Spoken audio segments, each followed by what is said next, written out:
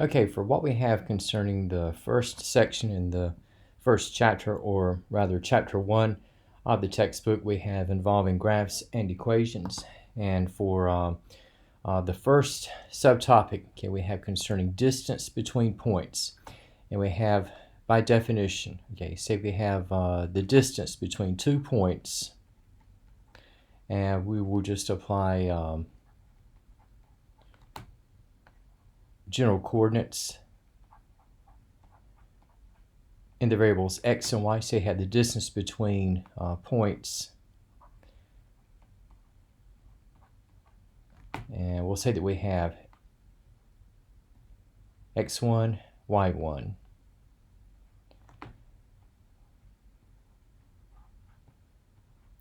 And x of 2, y of 2.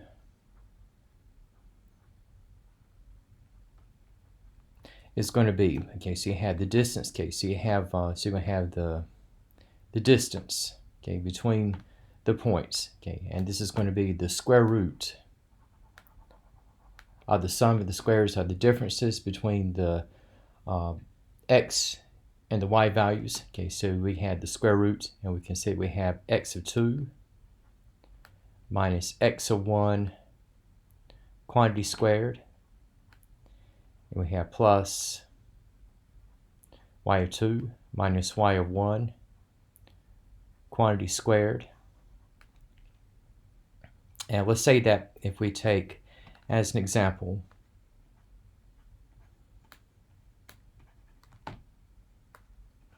so if we're looking at determining the distance,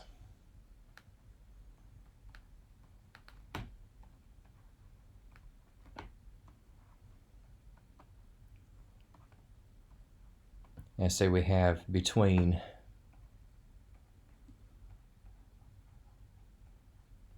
and we'll let our ordered pairs be, and we'll say we have negative 1, 5,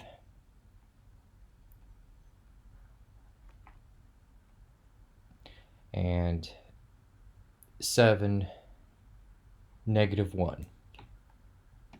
All right, so we have in the setup, okay, we'll say that we have, we'll say that the first ordered pair is going to be that which is mentioned first, but it could be the second, okay. But we'll say we have x of 1, y of 1 will be represented by negative 1, 5. And we say that the second ordered pair, x of 2, y of 2,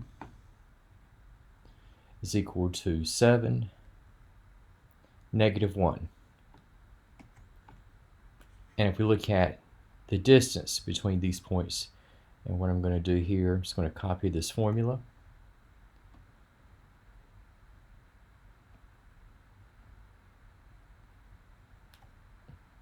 Okay, and so we have, in the case of substituting, all right, so if you notice, you have in the layout, okay, so you have x of 1 is equal to negative 1, and y of 1 we have at 5. And we have x of 2 is going to be at 7. And y of 2 is equal to negative 1. Okay, so if I substitute, okay, so we have for x of 2 minus x of 1. So we have x of 2 is at 7. And we have minus negative 1. We have quantity squared. And for y of 2 minus y of 1, okay, have y of 2 is at negative 1. And minus y of 1, so we have minus 5. And so we have quantity squared.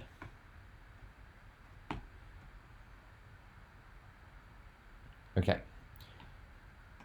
And for subtracting a negative, that's going to revert to adding the positive. Okay, so we have what's going to be 7 plus 1. So we have 8. And this will be to the second. Negative 1 minus 5 is going to be negative 6. And that is going to be squared. And 8 squared is at 64. Negative 6 squared is at 36. And 64 plus 36 is going to come out to 100, and 100 is a perfect square. So the distance between the points, okay, we have reduced to a whole number, and that is going to be at 10. Now, not all distances, okay, will have perfect or square roots, perfect squares, okay, like what we had in the case of this particular setup, okay, but in this example, it does. Now, for what we have regarding graphs, okay, let's say that if you have what's regarded as the midpoint of a line segment.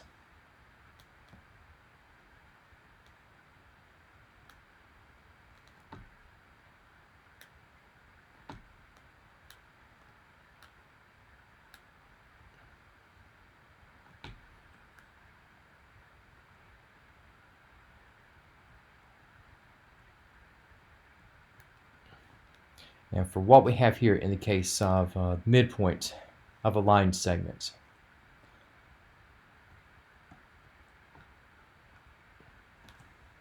we have, by definition, okay, you see we have the midpoint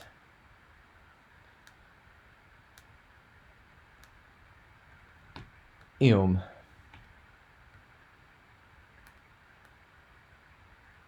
of a line segment.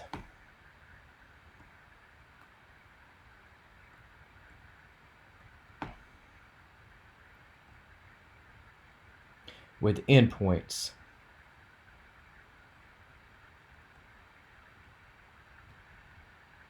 Now say that we have with the endpoints, okay, we'll say we have at one end we'll have x1, y1, and at the other end, okay, we have x2, y2.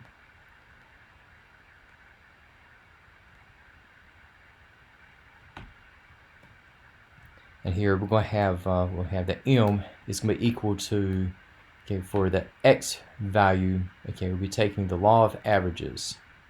Okay, so we have x1 plus x2 over 2. And for the y coordinate, okay, we have y1 plus y2 also over 2. And that's going to be the midpoint. Okay, and just kind of going back to what we had earlier. Okay, we had our points. We had -1, 5, and 7, -1. And we'll say we have, just as an instance case, say if we have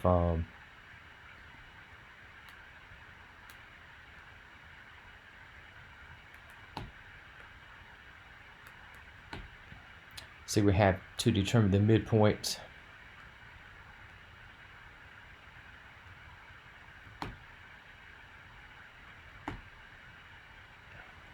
of the line segment.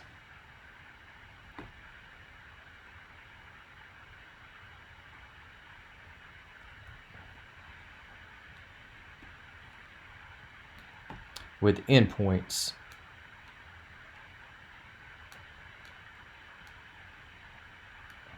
Okay, and just kind of go back. Okay, so we have, again, we have x01, y01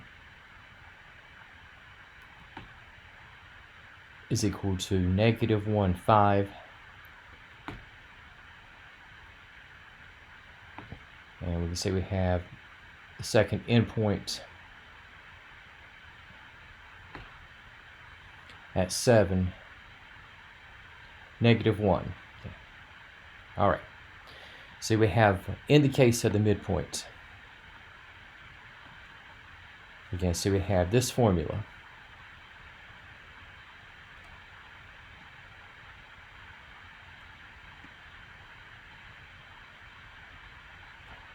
Okay, so we're taking the average of the x and the y coordinates of the endpoints. Okay, so we're going to have here, for x1 plus x2, we'll have -1 plus 7. It's going to be over 2. And we have for y1 plus y2, it's going to be 5 plus -1.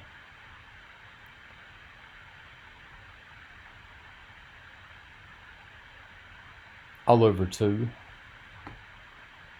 Okay, now we have -1 plus 7. Okay, so that's going to be 6. We have over 2. 5 plus -1. Okay, we have it 4. We have over 2. And for both of these ratios, they can be reduced. And so for what we have in the case of the midpoint, okay, that is going to be 3 and 2. All right. And just to provide a little bit of a visual,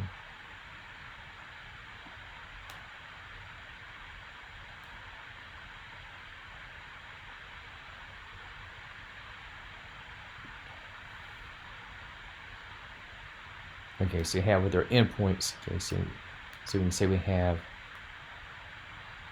-1, 5.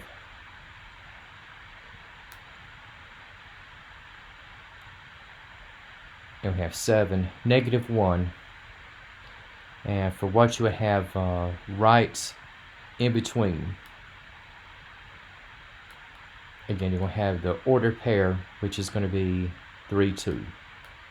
So that's going to be smack dab in the middle between -1, 5 and 7, -1. All right. Now, another feature that we have concerning graphs and equations, okay, and we have in the case of determining x and y intercepts.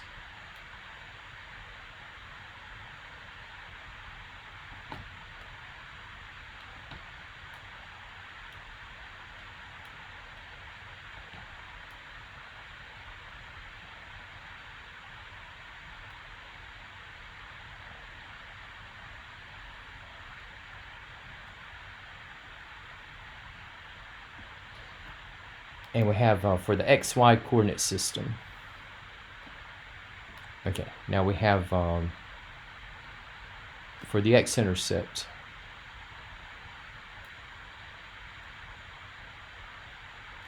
Okay, now we have the general coordinates x0.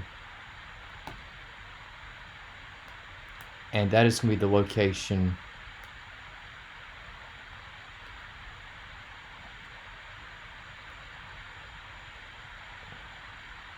where the graph crosses or touches the x-axis.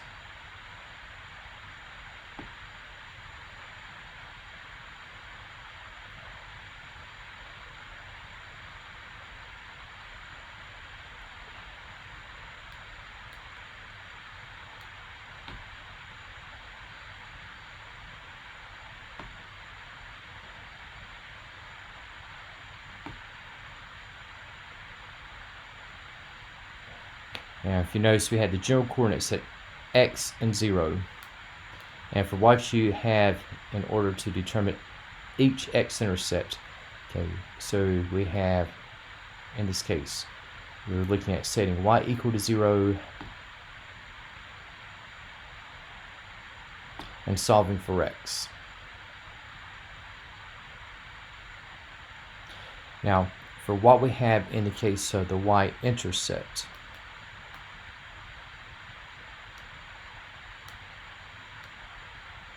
now the general coordinates will be 0y, and this will be the location where the graph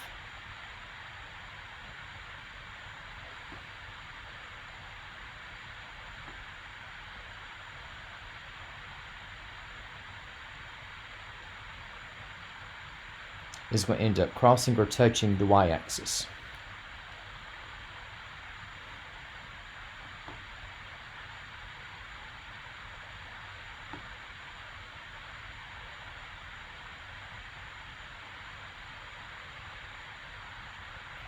And for what we have here, we're now looking at setting x equal to 0.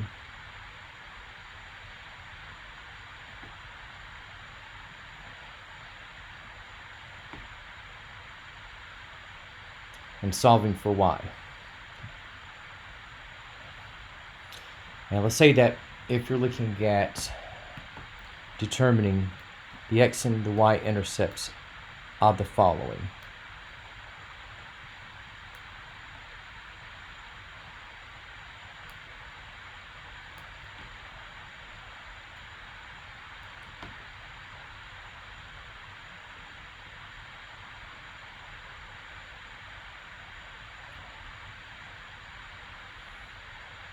Now we'll say that we have, say we have in case number 1. Okay, we'll say that we have,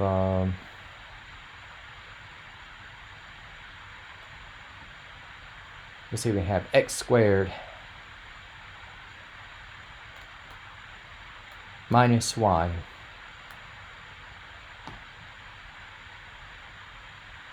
is equal to 9.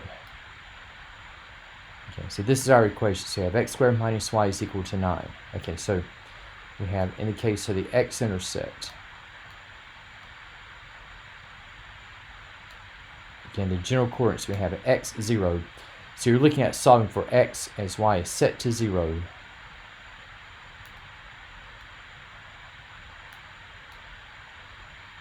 Again, so 0 is going to be applied to 9.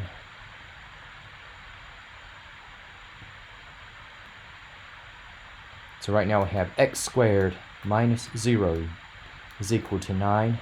Now x squared minus 0 is x squared. Now we have the x squared is equal to 9. And for what we have in following through, now you can either set this up as a quadratic equation in standard form, or you can use the square root property of equality, where if we go from x squared to x, 9 will go to the positive and negative of its square root.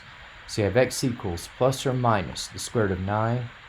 9 is a perfect square number, so there are going to be two x-intercepts. One is going to be positive 3, and the other is negative 3. Okay, so we have so we're going to have two x-intercepts. And if I were to put these in coordinate fashion, I would have 3, 0 and negative 3, 0. Or another way I can express this, okay, is to say that x is equal to 3 as well as negative 3. And for what we have in the case of the y-intercept, going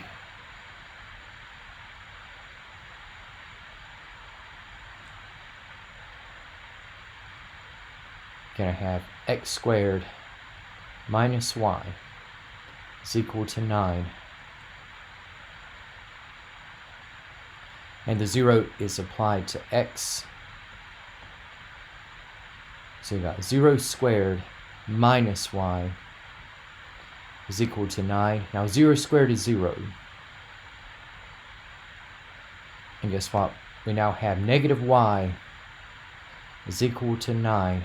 And if I change the signs at both ends, okay, make the negative into a positive and vice versa, we'll end up at y is equal to negative 9. And we're going to have for the y-intercept,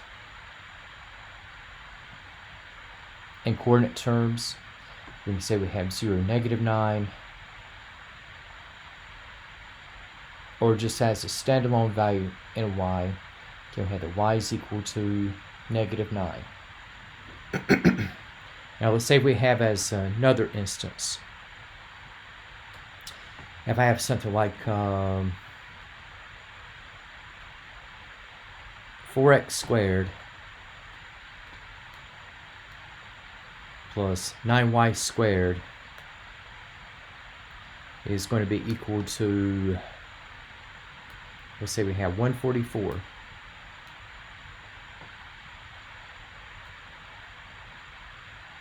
Now in the case of the x-intercepts, again I'm looking at solving for x as y is set to 0.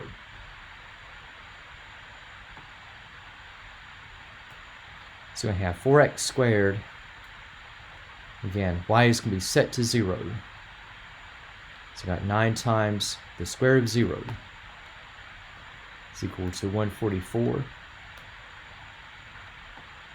So this part will be negligible. So I'm down to 4x squared is equal to 144. And if I look at division by 4,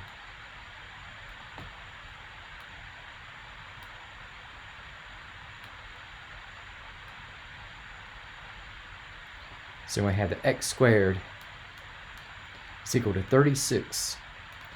And going from x squared to x, I have the x equal to plus or minus the square root of 36. So I'm going to have the x is equal to plus or minus 6. So there will be a couple of x-intercepts. Now, in the case of the y-intercepts, I'm looking at solving for y as x is set to 0. So this time I'm going to have 4 times the square root of 0 plus 9y squared is equal to 144. Okay, so this comes down to 9y squared is equal to 144. And we have upon dividing by 9,